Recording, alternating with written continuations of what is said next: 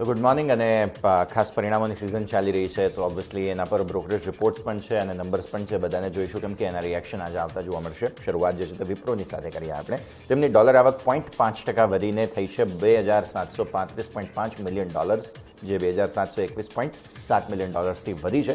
રૂપી આવક 3% વધી છે, સામે ₹21,285 કરોડ રૂપી આવક થઈ છે. એબિટ માર્જિન્સ તેમના જોઈ લો, જે 17%થી ઘટીને 15% થયા છે, જે અનુમાનને મિસ કરી રહ્યા છે. 16.4%નું અનુમાન હતું. આ સિવાય કોન્સ્ટન્ટ કરન્સી રેવન્યુ ગ્રોથ 2.1% છે, અનુમાન 2.5થી 2.8%ની વચ્ચે હતું. અને આ સિવાય તમે જોશો કે એબિટ માર્જિન્સ તેમના 16.4%થી ઘટીને 15% થયા છે, જે અનુમાનોને મિસ કરી રહ્યા છે. એટ્રિશન રેટ ઘટ્યો છે, બાકી બધામાં તમે જુઓ ઇન્ડસ્ટ્રીની સામે તમને વધતો જોવા મળેલો છે, પણ વિપ્રોએ એટ્રિશન રેટ બહુ સરસ રીતે કાબૂ કર્યો છે. તેમણે 16.4%થી ઘટાડીને એટ્રિશન રેટ 23.8%થી ઘટાડીને થયો છે 23.3%, એટલે કે 50 બેસિસ પોઈન્ટ એટ્રિશન રેટ તેમનો ઘટ્યો છે. આ સિવાય ગાઈડન્સ બીજા ત્રિમાસિકના રેવન્યુ ગ્રોથનું તેમણે 3થી 5% હેલ્ધી રાખ્યું છે. તેમણે કહ્યું કે પગાર વધારો ન હોવા છતાં પણ માર્જિનમાં 200 બેસિસ પોઈન્ટનો ઘટાડો નોંધાયો છે અને પગાર વધારો કરવાનો નિર્ણય તેઓ બીજા ત્રિમાસિકમાં લેશે. આવી પરિસ્થિતિમાં ઓર્ડર બુકમાં ટીસીવી ટર્મ્સમાં ગ્રોથ જે છે તે 32% આસપાસનો થઈ રહ્યો છે વાર્ષિક, અને જે ઓર્ડર બુક છે તે એસીવી ટર્મ્સમાં ગ્રોથ 18% આસપાસ તમને વાર્ષિક રહેતો જોવા મળી રહ્યો છે. નવા 15,446 કર્મચારીઓની તેમણે ભરતી પણ કરી છે. તો આવી પરિસ્થિતિમાં આ એક મુદ્દો રહેશે કે જેને ધ્યાનમાં રાખવાનું છે. એડીઆર્સ ખાસ પર્ટિક્યુલરલી જોઈ લો કે જેમાં સૌથી વધુ અસર આવી છે. માર્જિન્સમાં 200 બેસિસ પોઈન્ટનો ઘટાડો થયો છે અને સામે તમે વેજ હાઇક્સ જોશો કે બીજા ત્રિમાસિક સુધી પુશ થતા જોવા મળી રહ્યા છે. તો આ એક પરિસ્થિતિ કે જે એડીઆરમાં પર્ટિક્યુલરલી 2.31% આસપાસનો ઘટાડો જોવા મળેલો છે, એ મેજર વાત રહેશે કે જેના ઉપર તમારે ખાસ ધ્યાન રાખવું જોઈએ. બ્રોકરેજ રિપોર્ટ્સ પર નજર કરી લઈએ ફટાફટ. તો યેફરીસ તરફથી પહેલાં તો વિપ્રો અંડરપરફોર્મનું કોલ 360ના લક્ષ્ય તેઓ કહી રહ્યા છે. પહેલું ત્રિમાસિક અનુમાનોને પણ બીટ કરી રહ્યું છે, બીટ નહીં મિસ કરી રહ્યું છે, અને આ પરિસ્થિતિમાં 200 બેસિસ પોઈન્ટનો ત્રિમાસિક ધોરણે માર્જિનમાં ઘટાડો આવવો એ કી ડિસઅપોઇન્ટમેન્ટ કહેવાશે. આવી પરિસ્થિતિમાં ડીલ ટીસીવીઝ જે છે તે $1.1 બિલિયન પર છે. નેટ હાયરિંગ સ્ટ્રોંગ રહ્યું છે. હેલ્ધી બીજા ત્રિમાસિકનો સમયગાળો તમને 3થી 5% આસપાસ ત્રિમાસિક ધોરણે એન્કરેજિંગ લાગી રહ્યો છે. એસ્ટિમેટ્સ હવે તેઓએ ઘટાડી દીધા છે અહીંયાથી. જે હેવી ડિપેન્ડન્સી તેમની જે એક્વિઝિશન્સમાં જોવા મળી રહી છે એ હવે સ્ટોકને અહીંયાથી વેલ્યુ એડ કરતો જોવા મળશે તેવું તેમનું કહેવું છે.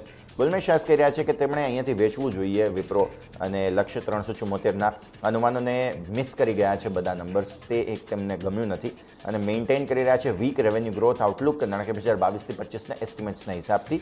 એબિટ માર્જિનના ફોરકાસ્ટ 16%ના હતા, તે ઘટાડી દીધા છે તેમણે, અને એપીએસ એસ્ટિમેટ 3થી 5% આસપાસ કરી દીધા છે. અહીંયા પણ ઘટાડો કરવામાં આવ્યો છે. મેનેજમેન્ટે ગાઈડન્સ બતાવ્યું છે કે હજુ પણ માર્જિન્સ જે છે તે બોટમ આઉટ થતા જોવા મળે અને અહીંયાથી ઇમ્પ્રૂવ થતા જોવા મળે તેવું તેમનું કહેવું છે. પણ એક વાત જુઓ તમે કે પગાર વધારો આપ્યો નથી, તેમ છતાં માર્જિન ઘટી ગયા છે. હજુ તો બીજા ત્રિમાસિકમાં તેઓ પગાર વધારો આપશે તો અગેન માર્જિનને અસર આવતી જોવા મળશે. ક્રેડિટ સ્વિસ તેમણે વિપ્રો માટે થઈને ન્યુટ્રલ કોલ આપ્યો છે. 530થી ઘટાડીને 415ના લક્ષ્ય કર્યા છે.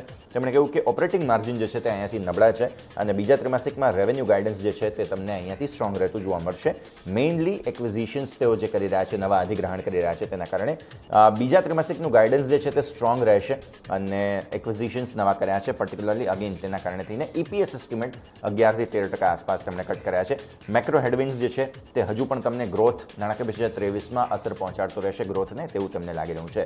નોમુરા તરફથી વિપ્રો માટે થઈને એક રિપોર્ટ જે છે તે ખાસ જોવા મળી રહ્યો છે, ન્યુટ્રલ, અને 440ના લક્ષ્ય રહેશે. તેમણે કહ્યું કે માર્જિન મિસ થયા છે જરૂરથી અનુમાનોના હિસાબથી, પણ માર્જિનમાં રિકવરી ગ્રેજ્યુઅલી અહીંયા જોવા મળશે. ડીલ વિન્સ જે છે પર્ટિક્યુલરલી બહુ સરસ આઉટલુક તમને બતાવી શકે છે. પરફોર્મન્સ પર્ટિક્યુલરલી તેમને મિસ લાગી રહ્યું છે. આ એક પરિસ્થિતિ. નેક્સ્ટ ઇન્ડસઇન્ડ બેંક પર તમારી નજર હોવી જોઈએ. નંબર્સ આવી ગયા. વ્યાજથી આવક 15.8% વધી છે, સારા નંબર્સ છે. નફો તેમનો 64.4% વધીને 1,603 કરોડ થયો છે અને વ્યાજથી આવક વધીને 4,125 કરોડ થઈ છે. બહુ જ સરસ નંબર્સ તમને અહીંયાથી જોવા મળશે. ઇન્ડસઇન્ડ બેંકની આપણે વાત કરી રહ્યા છીએ. આગળ એનપીએસની વાત કરી લઈએ. 2.27%થી એનપીએ વધ્યા છે 2.35% આસપાસ ત્રિમાસિક ધોરણે, અને નેટ એનપીએ 0.64%થી વધીને 0.67% થયા છે. બસ આ એક કન્સર્ન રહેશે કેમ કે એનપીએસ તેમના વધી રહ્યા છે. કેશમાં પણ તમે જોઈ લો 5,517 કરોડથી વધીને 5,932 કરોડ અને 1,538 કરોડથી નેટ એનપીએ વધીને થયા છે 1,661 કરોડ. માઇક્રો ફાઇનાન્સ ઇન્સ્ટિટ્યુશન્સમાં 25થી 30% ગ્રોથ થશે એવું તેમનું કહેવું છે. ગ્રોથ વધશે. In fact standard MFI book collection કાર્યક્ષમતા લગભગ 99%ની છે. ડાયમંડ બિઝનેસને ફરી એકવાર ગ્રોથમાં લાવવા માટે ડાયમંડ વેપારીઓની તેઓ મદદ કરવા તૈયાર છે અને ડિમાન્ડ વધવાથી નાણાકીય 2023માં ક્રેડિટ ગ્રોથ લગભગ 20% આસપાસ રહે તેવી તેમણે અપેક્ષા અહીંયા ધારણ કરી છે. તો આ એક પરિસ્થિતિ. એનપીએ થોડા વધ્યા છે, બાકી નંબર્સ ઓવરઓલ સારા છે. બ્રોકરેજ રિપોર્ટ્સ ઓવરવેટનું રેટિંગ મોર્ગન સ્ટેનલી તરફથી ઇન્ડસઇન્ડ બેંકમાં 1300ના લક્ષ્ય. તેમણે કહ્યું કે કી પોઝિટિવ જે છે તે કોર પીપીઓઈનો ગ્રોથ જે છે અને સ્ટેડી માર્જિન્સ છે તેના કારણે થઈને તમને જોવા મળશે, જે રેટ્સ હાયર હોવાના કારણે થઈને જોવા મળશે. કી નેગેટિવ અહીંયાથી તેમને લાગી રહ્યું છે કે સ્લિપેજીસ જે છે તે તમને અહીંયા ફરી એકવાર રિસ્ટ્રક્ચર્ડ લોનના હિસાબથી જોવા મળી રહ્યા છે. સ્લિપેજીસ અને ક્રેડિટ કોસ્ટને મોડરેટ થતી તેઓ અહીંયાથી જોશે. તો આવી પરિસ્થિતિમાં ઓવરવેટનું રેટિંગ. નેક્સ્ટ તમને બાયનું રેટિંગ જેફરીસ તરફથી 1250 લક્ષ્ય ઇન્ડસઇન્ડ બેંક માટે થઈને તેઓ કહી રહ્યા છે. પ્રોફિટ 64% આસપાસ વધ્યો છે વાર્ષિક અને સ્ટ્રોંગર ફીઝ અને લોઅર ક્રેડિટ કોસ્ટને કારણે થઈને તમને આ અસર આવતી જોવા મળી છે. ટર્ન અરાઉન્ડ જે છે તે અહીંયાથી ખાસ આરઓએઝના હિસાબથી જોવા મળશે, ગ્રોથને મદદ મળતી જોવા મળશે. તો બેંક્સ હજુ પણ અહીંયાથી ઇમ્પ્રુવમેન્ટ બતાવી શકે તેવી શક્યતા જોવા મળી રહી છે. નેક્સ્ટ ક્રેડિટ સ્વિસ તરફથી તમને ઇન્ડસઇન્ડ બેંક પર આઉટ પરફોર્મનું રેટિંગ જોવા મળશે લક્ષ્ય 1150ના. તેઓ કહી રહ્યા છે કે સ્ટેડીલી મૂવ કરી રહ્યો છે, આરઓઈના નોર્મલાઇઝેશન તરફ આગળ વધી રહ્યો છે. તેમણે સ્ટ્રોંગ ઓપરેટિંગ પરફોર્મન્સ અહીંયાથી બતાવવાની કોશિશ કરી છે. આરઓઈઝ આ બધી જ પરિસ્થિતિઓ 1.6%, 1.3% આસપાસ, અને જે સ્લિપેજીસ છે પર્ટિક્યુલરલી ગ્રોસ સ્લિપેજીસ થોડા એલિવેટેડ છે. આ એક મુદ્દો. પણ આઉટ પરફોર્મ, બાય અને આઉટ પરફોર્મ આ ત્રણ રિપોર્ટ્સ જોયા, ત્રણેયમાં આપણને બુલિશ કોલ્સ બનતા જોવા મળી રહ્યા છે. નેક્સ્ટ હેવેલ્સ માટે થઈને તમને નફો 3.47% વધીને 242 કરોડ આવતો જોવા મળી રહ્યો છે, જે અનુમાન હતું 341 કરોડનું, એટલે અનુમાનથી ઓછા છે નંબર્સ. આવક 62.8% વધી છે, 4230 કરોડ રૂપિયા થઈ છે.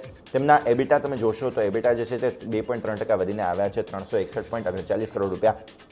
અને માર્જિન્સ તમે જોશો જે 11.8%ના અનુમાન સામે 8.54% થયા છે, જે 13.59%થી ઘટીને 8.54% થયા છે. મતલબ જે input cost inflation, raw material prices આ બધી પરિસ્થિતિઓ હજુ પણ હર્ટ કરી રહી છે હેવેલ્સ માટે.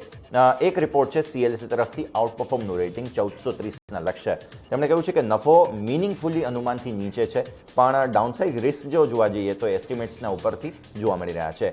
આવક અનુમાનથી ઉપર રહી છે, જે હાયર ગ્રોથ બધા જ સેગમેન્ટમાં જોવા મળ્યો, એના કારણે પર્ટિક્યુલરલી લોઇડમાં બહુ સરસ ગ્રોથ જોવા મળ્યો છે.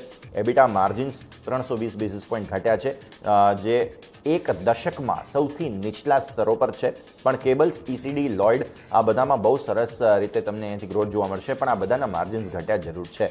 એટલે આઉટ પરફોર્મનું રેટિંગ જોવા મળશે જસ્ટ બિકોઝ કે તમને ગ્રોથ અહીંયાથી દેખાઈ રહ્યો છે સીએલએસએ તરફથી. Next AU small finance bank, વધુ એક દિગ્ગજ નંબર્સ તમને જોવા મળશે. વ્યાજથી આવક 34.8% વધી છે અને 976 કરોડ થઈ છે 724 કરોડથી વધીને. નફો 267 કરોડ થયો છે, 31.8%નો વધારો તમને નફામાં જોવા મળશે.